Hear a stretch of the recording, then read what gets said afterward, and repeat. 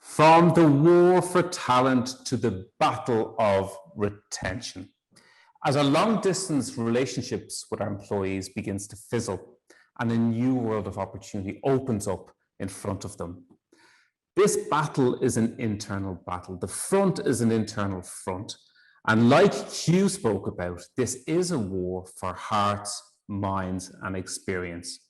But we require a different arsenal. To explore post-pandemic retention and this battle for retention, I am delighted to be joined by our good friend, Geraldine Finn, who's the Senior Director for People Strategy, Operations and Innovation at Twitter, based in San Francisco, to explore some of the tactics and some of the initiatives that are underway to retain their folks in Twitter. Geraldine, you're very welcome. Thanks so much. It's great to be here. How are you? I'm great to see you again. I haven't seen you since we saw you last in San Francisco. It's been too long. It has, it sure has. So Twitter, you were first, or one of the first out of the traps, to announce a full-time remote work strategy and to allow your employees to work full-time remotely on a permanent basis.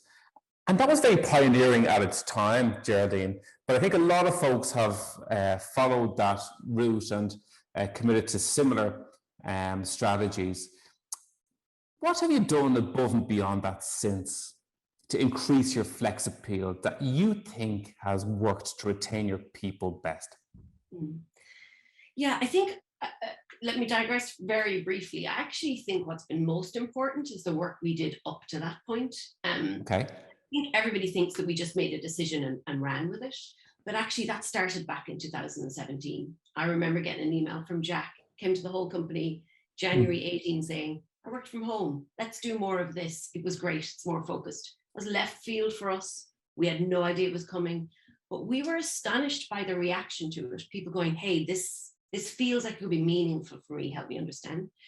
And what followed was 2 years of really deep thought and investigation of what that meant, what we could do, to the point through 2019, our entire executive staff did what we called a tweet tour and visited every single office Twitter had globally and spent time with our folks who at that time were working remote, like literally went to their homes. Yes.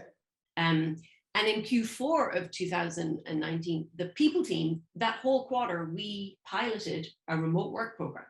So everybody was challenged to pick a 4-week period and work differently. So if you're office full-time, what else could you do? If you were remote, could you come in?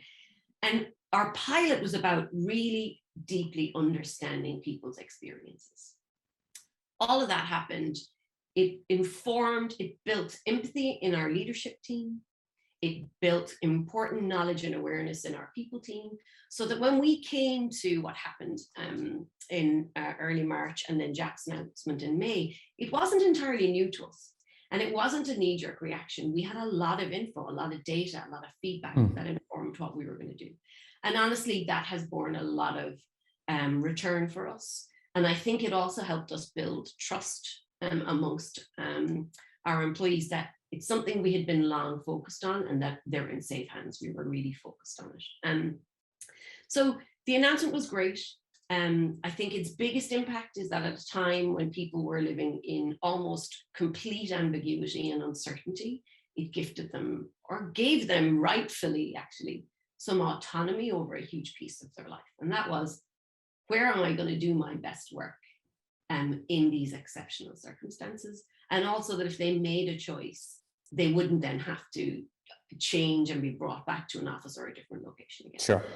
So I think that was that whole piece. I think beyond that, there's been a couple of big things. I think that was a signal about flexibility and choice. I think flexibility and choice for autonomy is the big ticket item here for the long term. And that's been a key tenet of pretty much everything we've done since. You've got to move from kind of focusing on that employee experience to almost that employee life experience. That's a different set of responsibilities, a different area for us to lean into. It's not just about designing and supporting an org and a company for efficiency, but it's for resilience too. We've seen that we may go through disruptive, significant change events, and it requires resilience, not just performance and efficiency. So some of the big things for us, certainly wellness, and that's that piece I mentioned about the life experience, broadening that experience focus. We did a ton of stuff to help people. First of all, we have business resource groups, BRGs, which represent different communities within the company. That's grown from 7 to 11 over this period. And those groups have provided invalid sources of feedback and insight, opportunities for people to connect and feel a sense of belonging when they're not doing it in person in the office or socializing. And what we've heard from these groups and through our surveys and the listening circles that we hold is we need to lean in there. So for Twitter parents, we did a virtual summer camp where they were literally showing up with children, which it kind of broke down the screen as the work intrusion and into their personal life and helped kind of both pieces coexist in a way that was enjoyable for both. That was just phenomenal. We did storybook reading, a series with executives and people from all over the company reading books to parents and their children. We really changed a lot of the supports that we gave people. It's not about the standard old stuff that we used to do.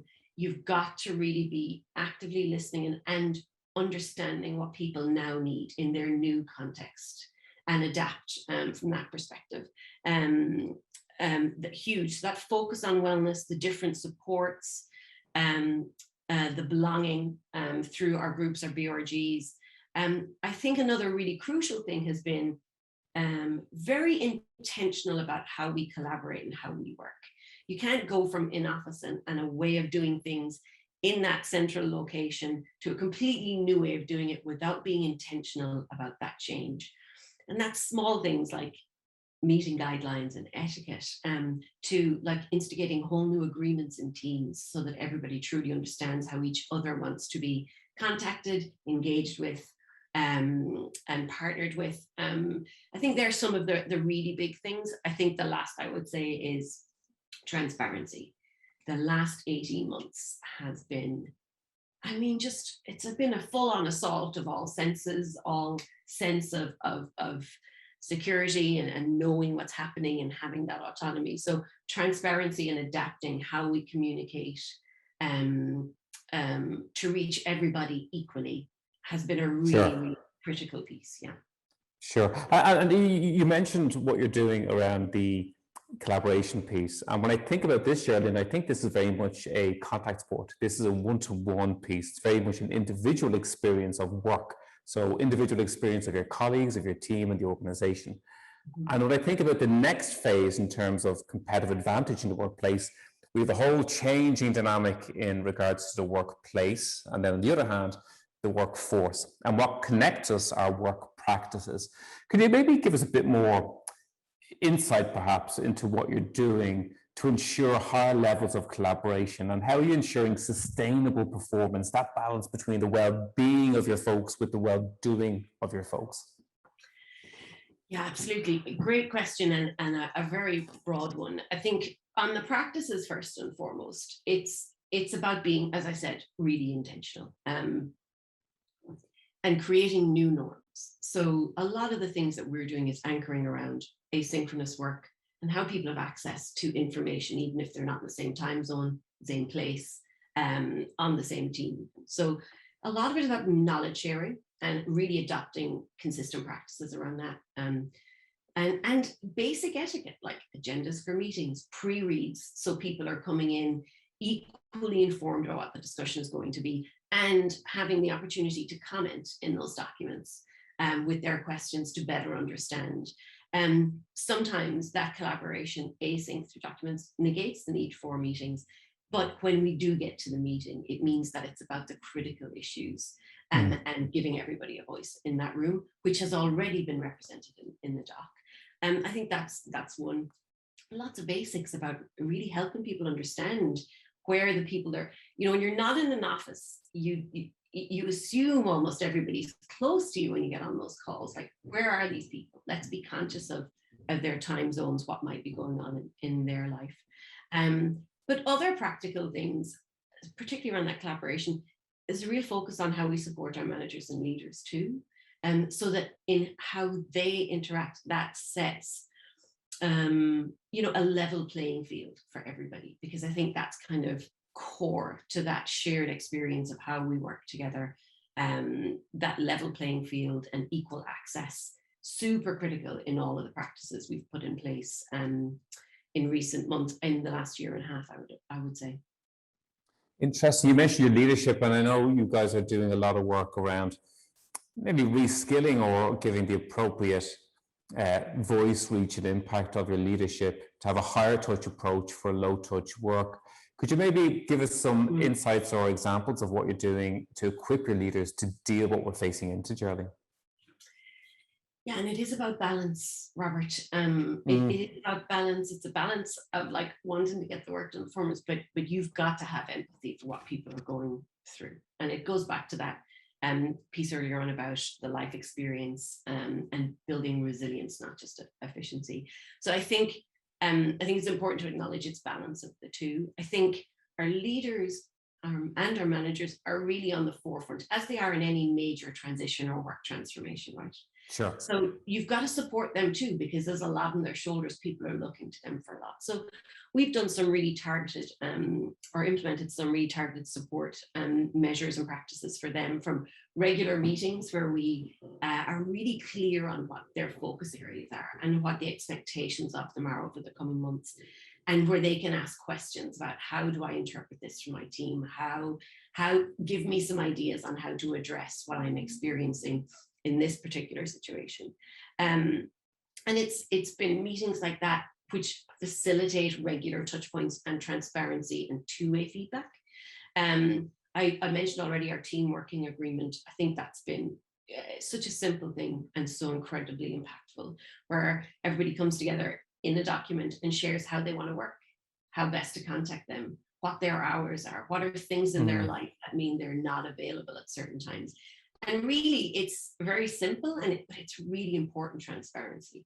And it sets really respectful guidelines for folks on how they can work together and what to expect of each other and how to handle it when that doesn't go according to plan.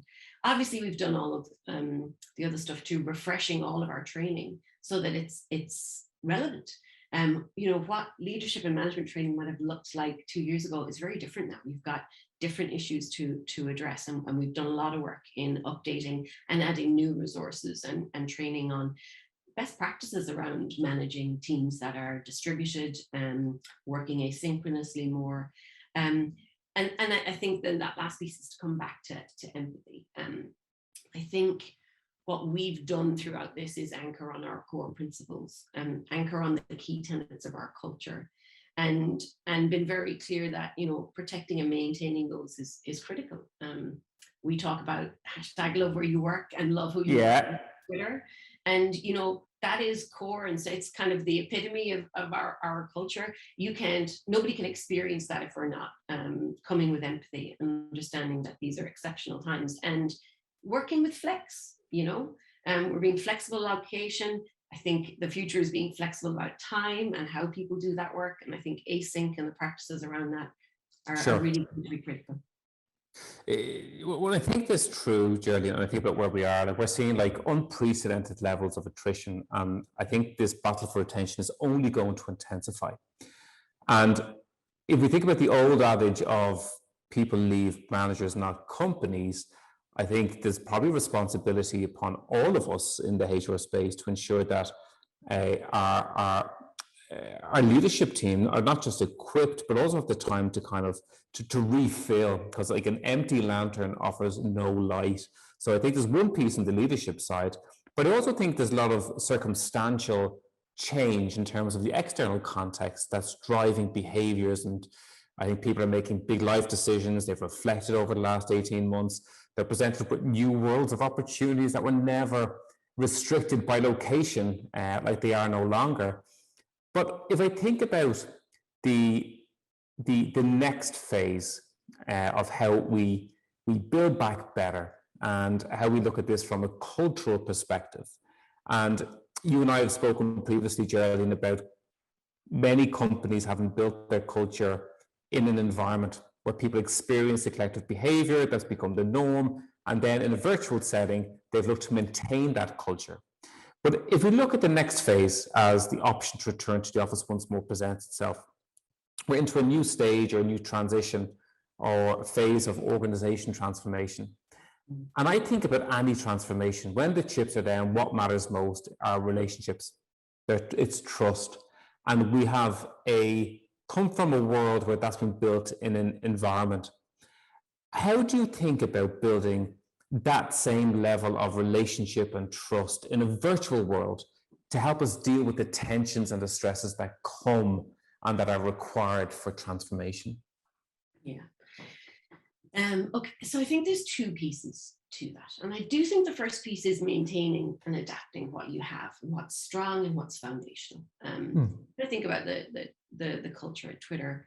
For the last 18 months, it's been about anchoring on the really important core tenets and how we can continue and strengthen those in a different context, really. Like what, Geraldine? Pardon? Like what? Yeah, so anchor points for us would be our principles, right? When you're not in the office all the time, the principle, how we work, how we treat, how we interact with each other, that's influenced by our principles, what we do and how we do it. And you need those to be front, center, and strong, particularly in a world where we're dealing one-on-one virtually, we're distributed, we're async. That's critically important. And then to focus on your people. Because they uphold those principles. They, through their actions, their work, their input, they dictate that experience of that. And then the key thing, and this is where I think there's a huge opportunity, and this will be even more important, it's how you communicate and how transparent you are.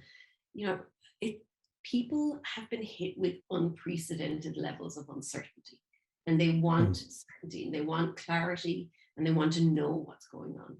So being open and transparent and communicating in a way that gets those messages, that information to all of your people, it gives them equal access to that. That's absolutely critical. And I think will be a cornerstone of how successful companies are retaining their people long term. People want to know where they stand. They want to know what they stand for.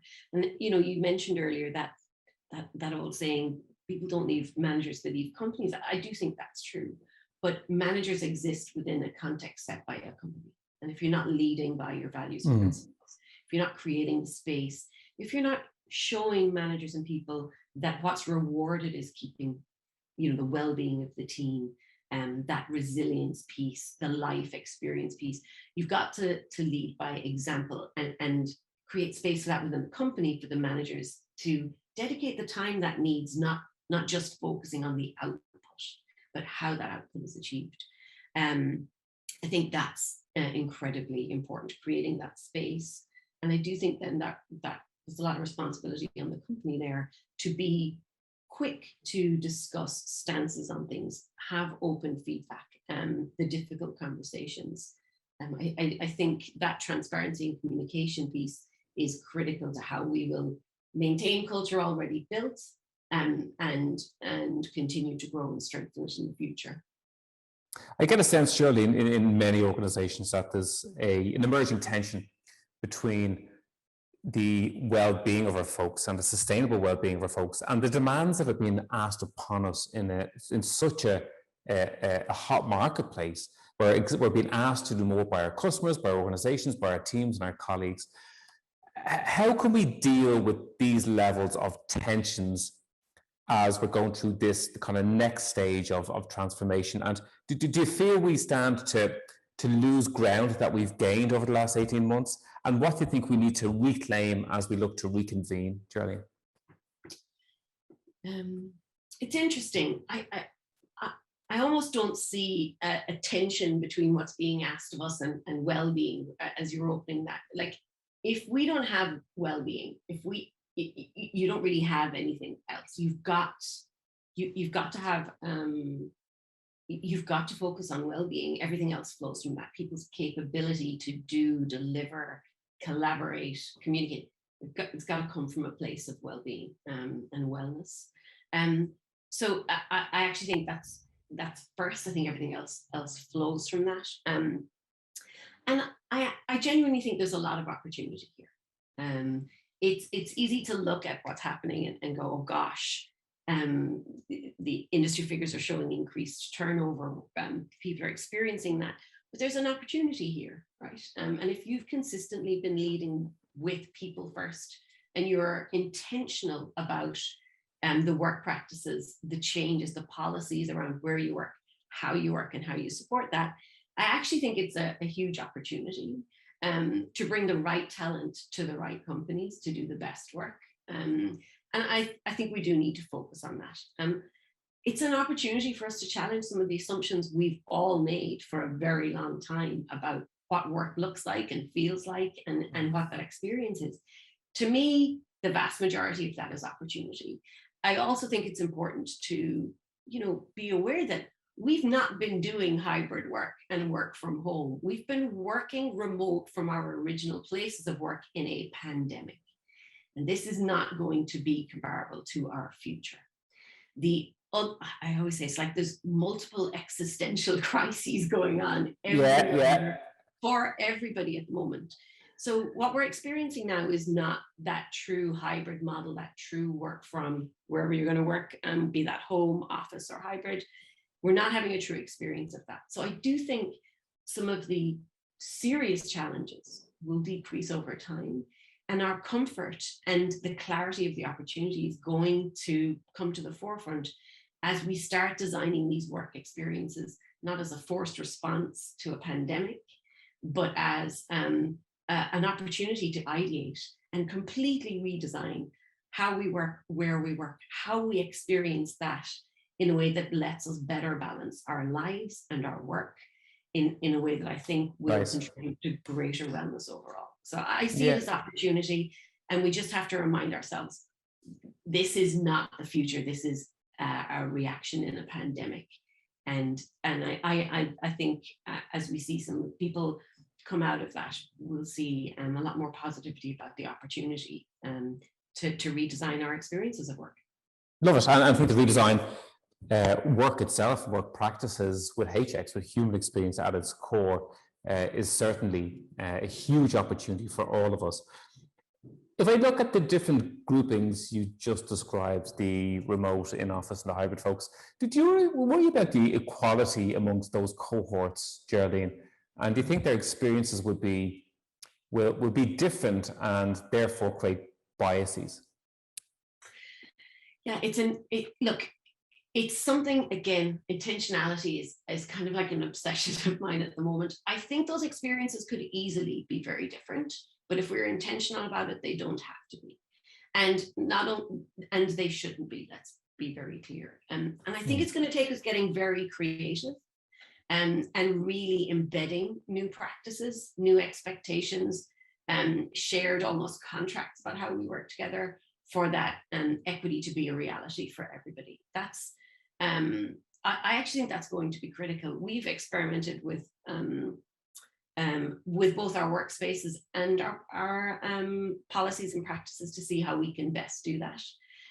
We tend to take an async first approach. Like if we design for the ideal experience of people who are working from home or in a different time zone or asynchronously, if we design for that, then I feel like we're creating a level playing field. Everybody's experience will be at least that good. So we're certainly being led by that async first approach, but it's going to take a lot of work.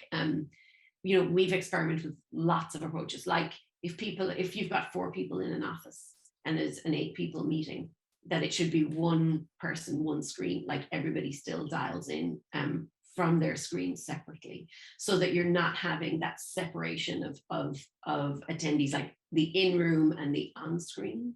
And actually, I think we're going to need to really, there'll be a lot of piloting, a lot of iterating, especially when we're back in the offices more. But I think right now the planning is all async first, with that objective of creating a level playing field. And all of the things we've talked about, knowledge management, sharing, transparency, and how we collaborate through those working agreements, all going to be critical to make that much more balanced, fair and equitable for everybody, regardless of where or how they work. You remind me of the last time we met was actually with Patty McCord in San Francisco, Geraldine, and she spoke about organization and cultural transformation, and she spoke about piloting, so piloting at scale, and the way to overcome kind of bureaucracy was to over communicate. So I think a lot of those lessons still ring true to both of us. Yeah. If I bring it full spectrum back to retaining our folks, I've just finished a conversation with Q in Airbnb. We spoke about the renewed employer value proposition. Retaining our people in this environment is grueling, Geraldine. It's a really tough task for our leaders. And in many ways, we're re-recruiting our folks every single week and every single month. It requires a high-touch approach. How is your internal employer value proposition evolving as we're coming out of the pandemic? Great question. And I remember that event with Patty warmly. It's a fantastic event. I'll just on that for a second. I remember we talked about piloting, and we talked about over communicating. I found really the best way to over communicate is to co-create through those pilots. So I think when we did that quarter of piloting from home, that allowed the people team who ended up doing so much work on these policies to really understand and empathize with people's experiences. That was critical in the change. And actually, I think I'm going to segue into the EVP piece from there. Yeah, super. I think, our employee value proposition has always been fairly straightforward and simple. Our purpose is powerful, and people who come to Twitter are generally very engaged with it. And I think in times of ambiguity, you need that to be strong. People need that connection to purpose. It's always been about an opportunity to work with great people and have outsized impact. Twitter's got what, 6,500 people. We've high 90s brand recognition globally. We're kind of punching above our weight. So you have that outsized impact. All in a culture epitomized by love where you work. I think the points that are becoming stronger in that value proposition and will continue, I think will be key differentiators is, it's not just about having great people, it's about putting those people's experiences first. We made a lot of changes and announcements this year, which would have been seen as early and controversial. They were driven by people first, safety, care, and putting their needs first. We've invested in areas, developed practices and policies that really empathize with where they are. Parents, summer, children are off school. How can we help them? Let's get them content and fun things they can do with their families, which are also during the workday, and create that space for people to be real and balanced. So I do think that's a key differentiator. And really, to me, that's flexibility and it's choice about people designing work in a way that best suits life. And I think the other two big things, certainly for us, it's one thing to talk about the level playing field and people are going to be working asynchronously. And it's one thing saying we're okay with that. It's another thing to actively go after it. Twitter's objective of diversification, actively growing our teams in new countries, the countries we're already in,